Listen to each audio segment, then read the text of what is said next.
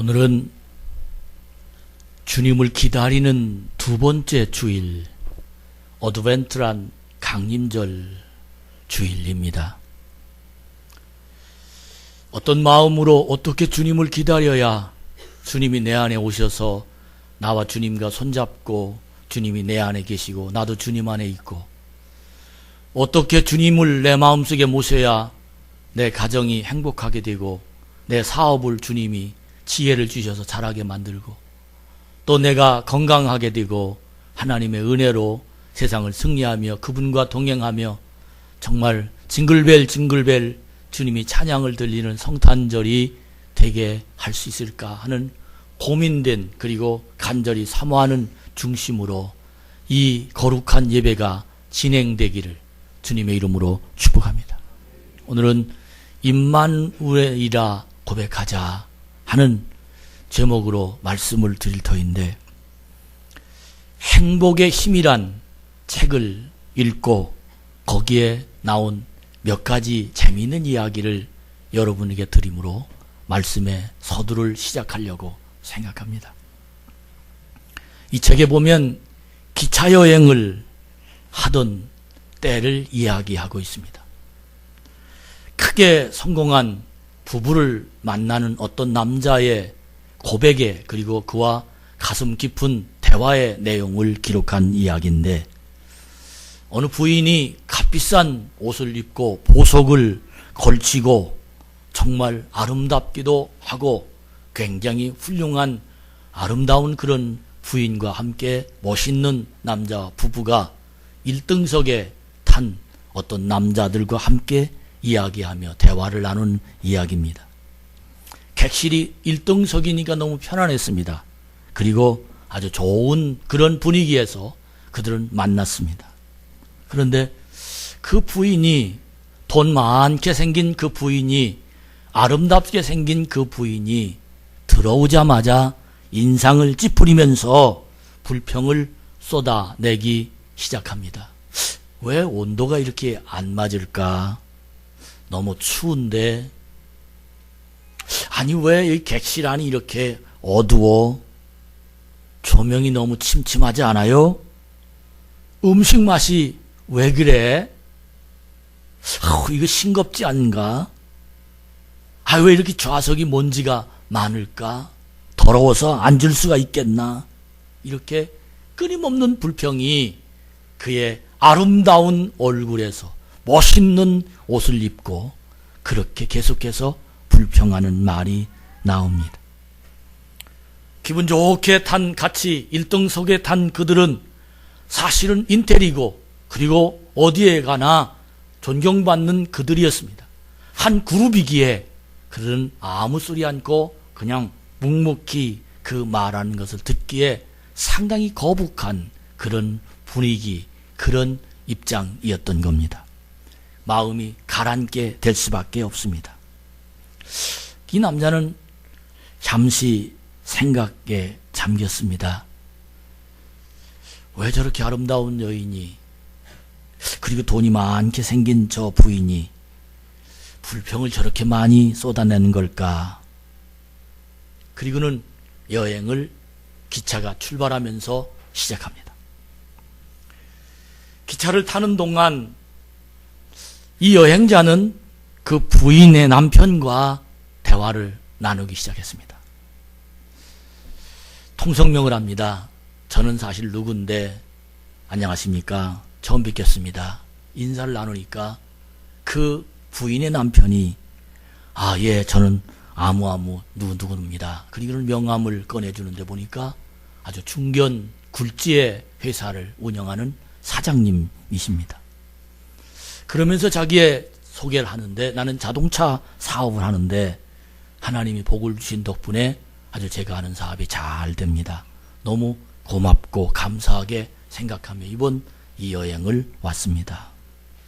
그러면서 껄껄껄 웃으면서 한마디로 사람들을 이렇게 쳐다보더니, 제 아내는 지금 제조업을 하는 분이십니다. 그렇게 자기 아내를 묻지도 않았는데 소개하더랍니다. 근데 사람들이 아 그렇군요. 부인께서는 아주 제조업을 크게 하시는가 보지요. 그러니까 그러면서 옆에 있는 한 사람이 질문하는데 부인께서는 그럼 무엇을 만드시는 제조업을 하시나요? 그렇게 질문했더니 남편이 큰 소리로 웃으면서 그 말에 대한 대답을 이렇게만 대답합니다. 제 아내는 불행을 만들어내는 제조업을 합니다. 그렇게 얘기를 하더랍니다. 그래서 아니 깜짝 놀라서 아니 불행을 만드는 제조업도 있나요? 그러더니 두 번째 대답이 제 아내는 어디 가든지 이렇게 첫 번 만나는 사람들 앞에서라도 늘 불평하는 말을 하게 되지요. 그래서 제 아내 속에는 마음속에는 불평 제조기가 만들어져 있답니다. 이렇게 해서 깔깔깔 모든 사람들이 웃음으로 넘어갔습니다. 그런데 심각하게 그 남편은 자기 아내 말을 또 합니다. 내 아내는 아무 소리 안 해도 자연스럽게 불평하는 말이 나도 모르는 사이에 나온답니다. 환경 때문에 그렇게 불평하나요?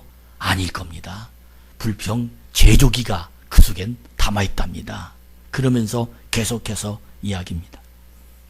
짧은 이야기 같지만 저는 이 글을 읽으면서 한 주간 많은 생각을 빠지게 됩니다.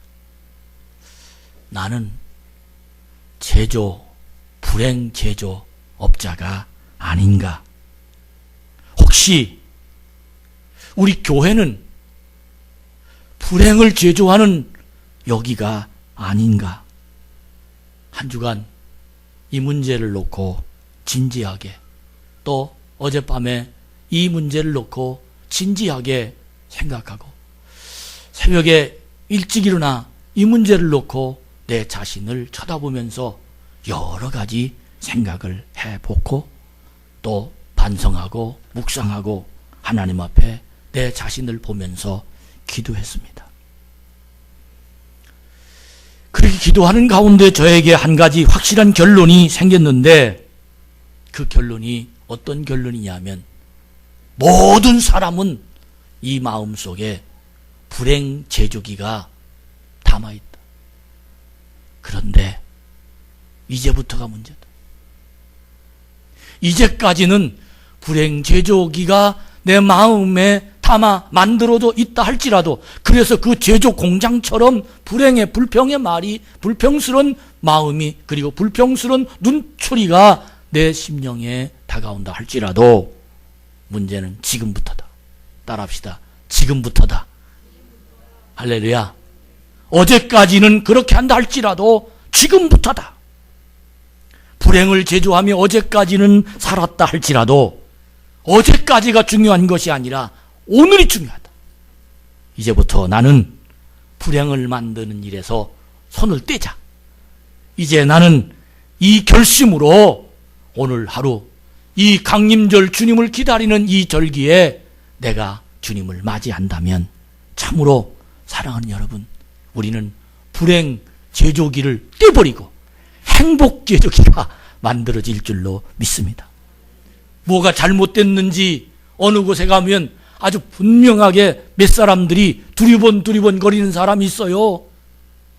어디 가보면 분명히 그 사람 입에 잘못된 걸 꼬집어내서 어떻게 그렇게 잘 찾아내는지 그럴 수 있어요. 그런데 잘못을 찾아내는 습관을 버리고 이제는 좋은 점을 찾아봅시다. 이미 내가 가지고 있는 것에 감사하고 또 하나님이 오늘이라는 귀한 날을 주신 이 날에 감사하고 이런 생각들이 내 가슴속에 꽉 차 내 자신을 움직일 수 있다면 이제부터 우리는 새로운 주님을 맞이할 수밖에 없는 주님과 동행하는 하나님의 자녀로 세상을 살아가는 능력이 일어나게 될 줄로 믿습니다. 우리가 불평하는 이유가 무엇입니까? 상황이 어려워서 불평합니다. 어려운 상황에 놓이게 되면 모두가 다 쉽게 낙담할 수밖에 없습니다. 사업이 제대로 풀리지 않아서 불평할 수밖에 없습니다. 기분이 엉망이 되어서 불평할 수밖에 없습니다. 건강검진을 받았는데 결과가 좋지 않으면 속이 상해서 불평할 수밖에 없습니다. 자식들이 애간장에 타들어가게 속을 썩이면 가슴에 불평할 수밖에 없습니다. 이런 곤란한 상황이 닥치면 자연스레 나오는 것이 불평입니다. 인간은 날 때부터 불평 제조기를 달고 나왔습니다. 이것이 인간의 근본이요 본질이요 본성입니다. 인간의 본성은 남이 잘 되는 것을 칭찬할 수 없습니다. 내가 더 잘 돼야 좋습니다. 사촌이 땅을 사면 배가 아프다는 말이 저 멀리 있는 사람이 잘 되면 별로 내 기분이 이상하지 않은데 나와 가까이 있는 사람이 잘 되면 내 기분이 이상하게 기분이 나쁩니다. 이것이 바로 인간의 본성이기 때문입니다. 여러분, 이 본성을 여러분과 제가 초월해서 하나님의 사람으로 불평 제조기를 끊어버리고 오늘 이 시간 이로부터 하나님의 행복한 마음이 여러분의 마음과 저의 마음을 만들어가는 복 있는 주님을 기다리고 주님을 맞이하며 이번 강림절에 결심을 하는 하나님의 자녀가 되어지기를 주님의 이름으로 축복합니다. 인간의 본성은 어려움이 생기면 불평하는 것이 본성인데 성경은 그렇게 말하지 않습니다. 성경은 정반대로 우리에게 이야기합니다. 야고보서 1장 2절에 보면 12절에 보면 2절에 보면 내 형제들아 너희가 여러 가지 시험을 당하거든 온전히 기쁘게 여기라. 할렐루야. 어떻게 생각하면 지킬 수 없는 말을 하는 겁니다. 그러나 성경 말씀은 분명히 우리에게 말씀하십니다. 여러 가지 시험을 당하거든 기쁘게 여겨라. 시험을 당하거든 기쁘게 여기라는 이 말, 어째서 시험이 기쁩니까? 그 뒤에 찾아올 행복이 있기 때문에 시험을 당하면 기쁘게 여기라는 겁니다. 이것을 보는 눈이 믿음의 눈입니다. 시험을 당한 뒤에는 보상이 반드시 따릅니다. 시험을 넘어서면 한 단계 성장해 있는 내 모습이 분명히 찾아보게 되기 때문입니다. 여러분, 시험이 다가오거든 우리 의도적으로라도 하나님이 무슨 복을 주시려고 그런 말을 하는 믿음의 말이 여러분의 입에서 나오기를 축복합니다. 불평하면 그 상태에서 벗어나지 못합니다. 상황을 비관하면서 불평만 늘어놓는 인생은 시험을 통과할 수 없어서 매일 시험 봐야 돼. 시험은 통과해야 그 자리에서 떠날 수 있는 것이지 시험을 통과하지 못하면 그 자리에 계속 머물러서 매일 시험 봅니다. 여기 학생들이 몇 명 있는데 학생들이 제일 싫어하는 게 시험 보는 겁니다.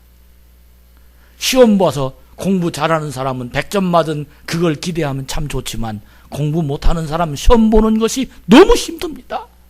여러분, 신앙인들이 제일 어려운 것이 시험 보는 겁니다. 시험에 드는 겁니다. 그러나 많은 사람들이 이 시험 때문에 인생을 초라하게 느끼고 불평하며 때로는 포기하고 싶으며 미워하고 질투하고 또 현실을 떠나고 그런 고통이 그 속에 일어나지만 믿는 하나님의 사람들은 그 예 속에 하나님이 함께 하시고 예수님을 영접하며 주님이 손을 잡고 그 속에 함께 살아가는 사람들은 시험을 만나면 기쁘게 맞이하는 하나님의 축복이 그 속에서 일어날 수 있습니다.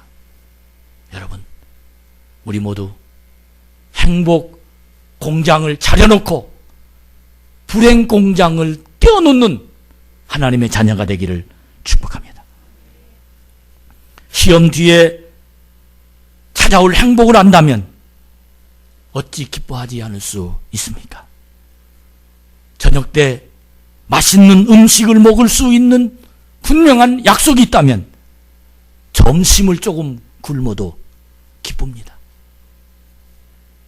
내일 사랑하는 가족과 휴가를 떠나는 날인다면 밤늦게까지 야근을 해도 기쁠 수밖에 없습니다.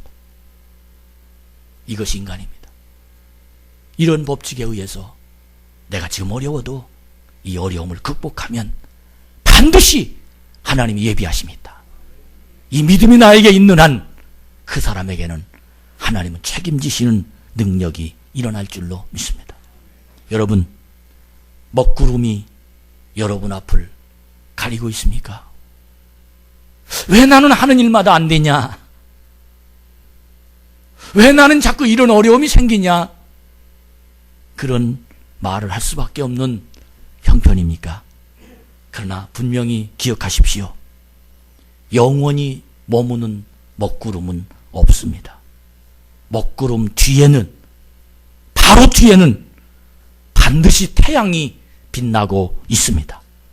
이것을 알면 매 순간 우리는 오늘 야고보 1장 2절처럼 너희가 여러 가지 시험을 당하거든 온전히 기쁘게 여기라.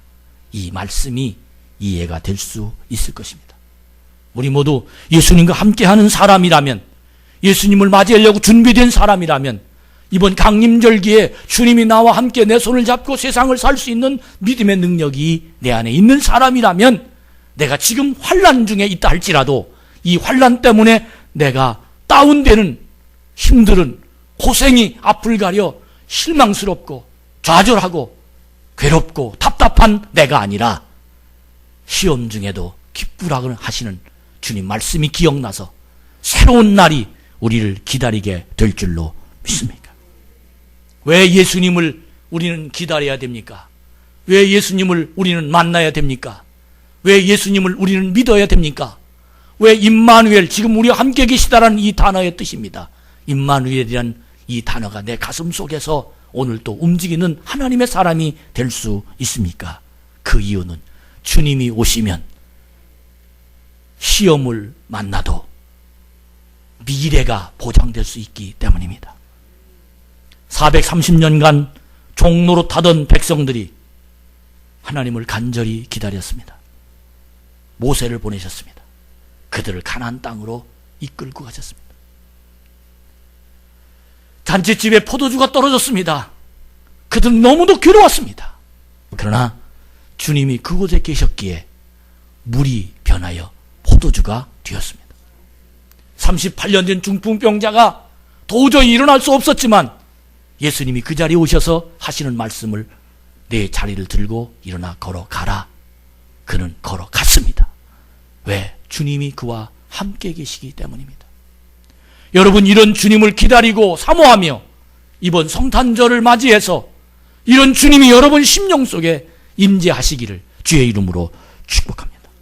오늘 예수 만나서 해결된 어느 한 사람을 여러분에게 소개하고 예수님을 만난 그 사람이 어떤 사람이었는지를 누가복음 2장에 여러분에게 소개한 이 성경이 오늘 본문의 말씀입니다. 오늘 본문 말씀은 목자들의 이야기입니다. 한밤중에 양떼를 지키다가 호련히 나타난 천사로부터 큰 기쁨의 좋은 소식을 듣게 된 목자들의 이야기입니다. 성경은 당시 목자들의 모습을 이렇게 표현합니다. 그 지역의 목자들이 밤에 밖에서 자기 양떼를 지키더니, 밤에 자기 양떼를 지키는 목자들의 이야기, 그들에게 천사가 와서 기쁜 소식을 전하는 장면, 그 장면이 오늘 누가복음 2장에 기록된 겁니다. 당시 목자라는 직업은 비천한 직업입니다. 오늘 우리나라의 3D 업종이라고 그러죠. 위험하고 더럽고 어려운 이 직업, 그러나 돈은 못 버는 직업, 이것을 3D 업종이라고 말합니다. 사실은 목자라는 직업은 밤새 추운 곳에서, 그리고 어떤 어려움이 다가오면 그 어려움을 대처해야 할 그런 사람들이 바로 목자라는 직업입니다. 그 직업은 높은 직업이 아니라 양들을 치는 직업이므로 돈을 얼마 받지 못하고, 사실은 그들은 평민이었지만 노예제도 같은 그런 사람들일 수밖에 없습니다. 그런데 우리가 여기서 주목해야 될 것은 성경이 그들의 모습을 어떻게 묘사하고 있느냐 하면, 그렇게 목자라는 직업이 훌륭한 돈 많이 버는 존경받는 사람들에게 인정받는 그리고 사람들에게 좋아하는 그런 직업이 아니었음에도 불구하고 오늘 이 성경은 그들을 이야기하기를 뭐라고 이야기하냐면 그들이 자기 양떼를 지키더니라는 이 표현 속에 어떤 내용이 기록했느냐면 계속해서 지키더니 잠 안 자고 지키더니 졸지 않고 지키더니 딴 곳을 쳐다보지 않고 지키더니 양떼의 위험한 일들을 다 자기가 끌어안고 지키더니 그는 게으름 피지 않고 지키더니 그는 양떼 지키는 일을 자기의 천직임을 알고 지키더니 이 말의 뜻은 어떤 뜻이냐면 이 목자들은 성실한 사람이었다는 거예요. 여러분 3대 업종을 지니고 있는 사람들 중에 불평이 없는 사람들이 거의 없습니다. 가능한 한 쉬고 싶고 가능한 한 사람들 눈을 피하고 싶고 가능한 한 조금 일하고 싶고 가능한 한 오늘은 좀 자고 싶고 그래서 계속해서 성실한 마음이 그들 속에는 부족한 것이 사실입니다. 왜? 너무 힘드니까.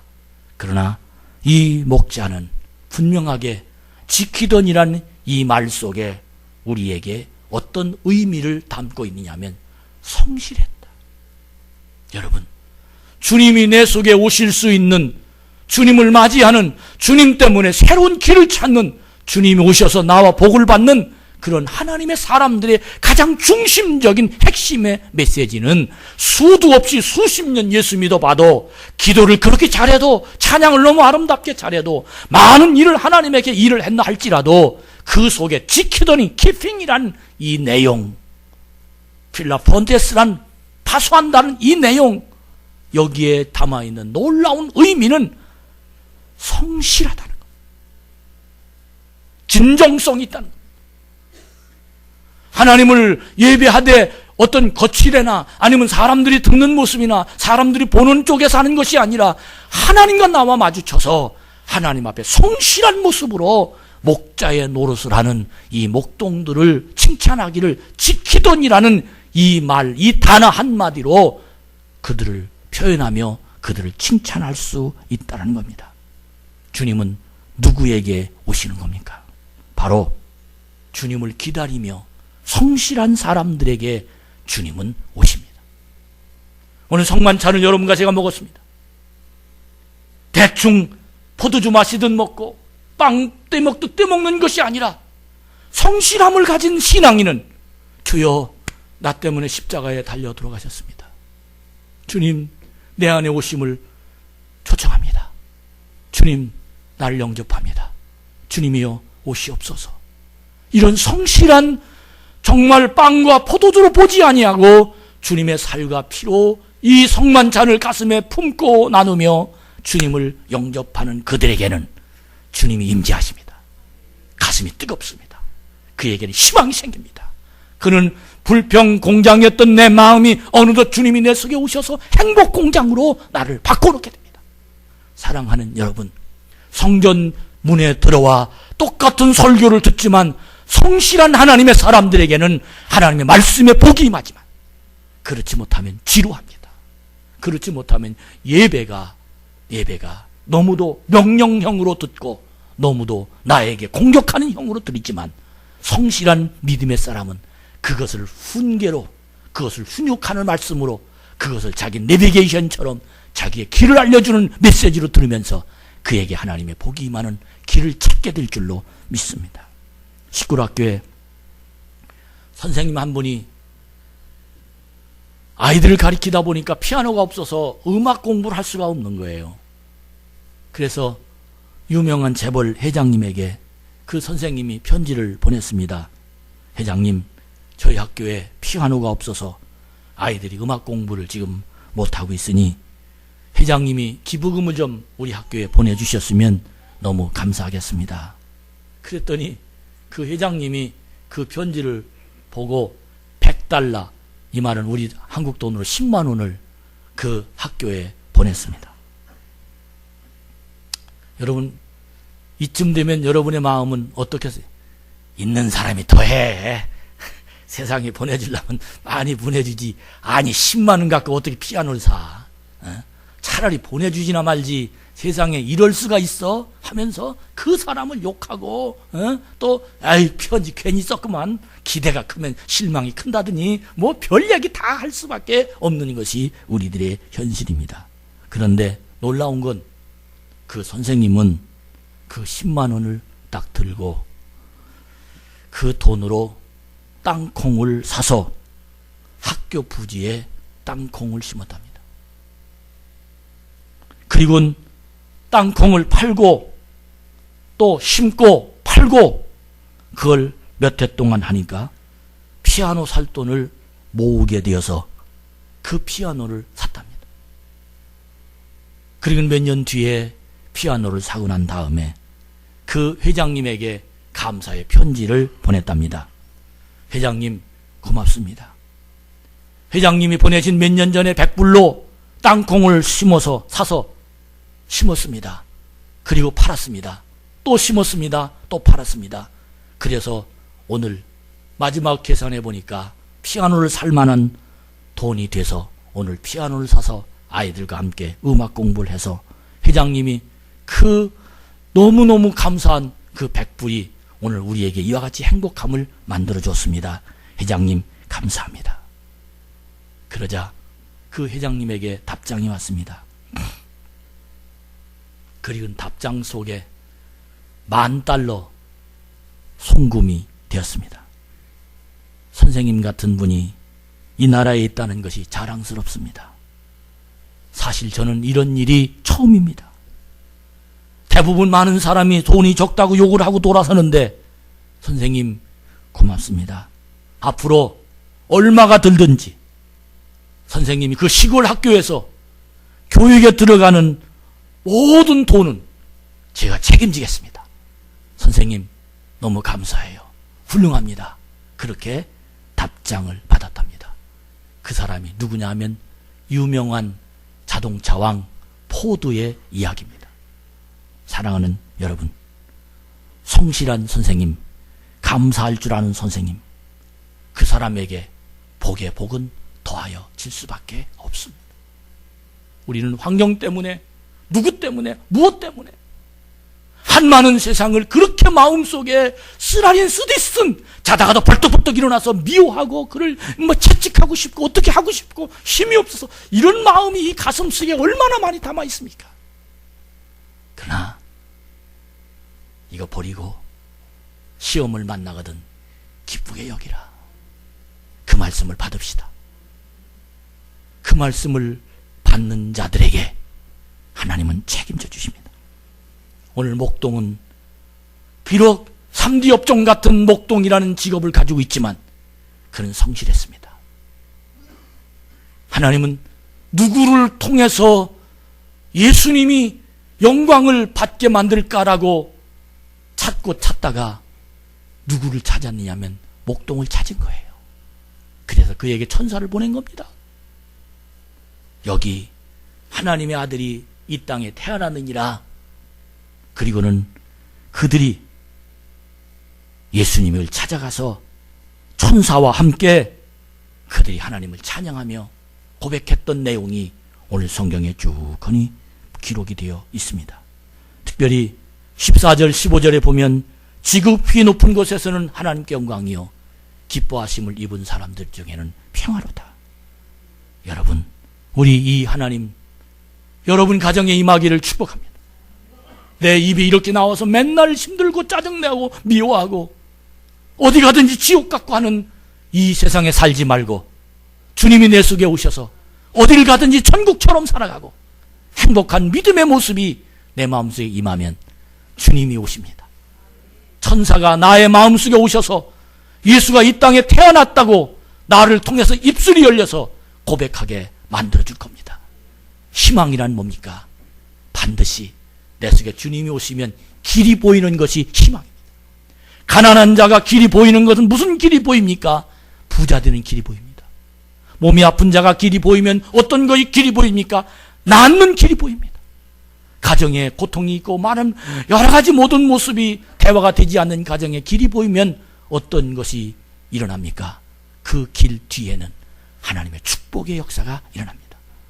사랑하는 여러분, 여러분 이번 성탄절에, 이번 성탄을 기다리는 이 강림절에 여러분의 마음이 성실을 주님께 보여드려서 주님이 임재하길 바랍니다. 주님이 여러분 속에 오시기를 주의 이름으로 축복합니다. 하늘의 소식을 누구에게 전달할까라고 찾던 중에 성실한 사람에게 찾아갔던 그분이 오늘 우리에게도 찾아오셔서 내 마음속에 하나님의 비밀을 전달하는 놀라운 능력이 임하고 있다는 겁니다. 결론으로 말씀드립니다. 이렇게 진정성 있고 성실한 목동들에게 하나님이 그에게 능력의 역사가 나타났는데, 그 능력은 어떻게 이 목동이 성실하게 자기에게 주어진 그 양들을 지킬 수 있었을까? 어떻게 하면 그런 마음을 갖게? 나도 똑같은 사람인데 저 사람은 왜 잘 참아내는가? 나도 똑같은 사람인데 저 사람은 왜 저럴 때 불평하지 않고 감사하는가? 나도 똑같은 사람인데 저 사람은 왜 힘들다고 말하지 아니하고 오히려 얼굴에 환한 빛이 저들 속에 있을 수밖에 없을까? 그건 이유가 있습니다. 그 이유의 첫 번째가 뭐냐면 그의 마음속에 주님의 영이 담아있는 겁니다. 할렐루야. 불평하는 사람의 마음은 화가 담아 있습니다. 그러나 감사하는 사람의 마음은 주님의 영이 담아 있습니다. 여러분 지금 내 마음을 체크해 보세요. 나는 화가 담아 있나? 주님의 영이 담아 있나? 두 번째는 맡겨진 일에 행복하면, 맡겨진 일에 행복하면 주님이 나를 성실하게 봅니다. 성실하게 봅니다. 아이를 낳는데 한쪽 팔이 없어요. 아이를 낳는데 말을 할 수 없는 아이가 낳다면 그 부모가 행복하겠습니까? 울며 불며 기도했는데 왜 나에게 이런 어려움이 생깁니까? 그때 천사가 그에게 대화해 주십니다. 내가 누구를 이 아이를 통해서 이 아이를 누구를 통해서 보내줄까 생각하다가 내가 성실해서 내가 이 아이를 너에게 보냈노라. 그 말을 듣고 그는 너무 감동을 받았답니다. 맞아, 하나님 나를 인정하시는구나. 오히려 그 아이 때문에 행복하고 오히려 그 아이를 잘 길러내는 부모가 되는 믿음의 사람이 될 수 있었습니다. 여러분, 이제 강단의 초가 2개 켜졌습니다. 정말 여러분과 제가 성실한 모습으로 하나님 앞에 진정으로 드려지는, 말만 드려지는 것이 아니고 시간도, 물질도, 마음도, 몸도 다 주님께 오픈해서 하나님께 영광 돌리는 복 있는 자가 되기를 축복합니다.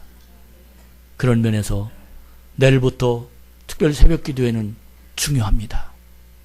주님을 맞이하는 귀한 기회가 될 것입니다.